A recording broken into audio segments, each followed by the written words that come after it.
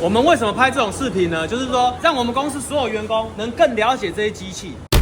不帅，橄榄山比赛不帅，百步复活，来计时5分钟，开始。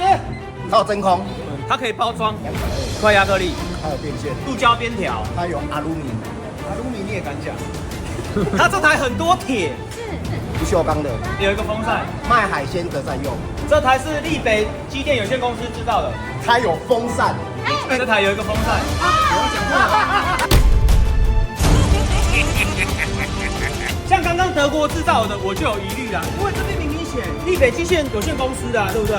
这应该是有一颗心脏是德国制造，然后在台湾组装这样子，所以它德国制造应该是勉强过。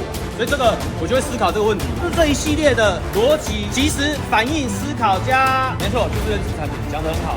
这个月记得关注再走哦。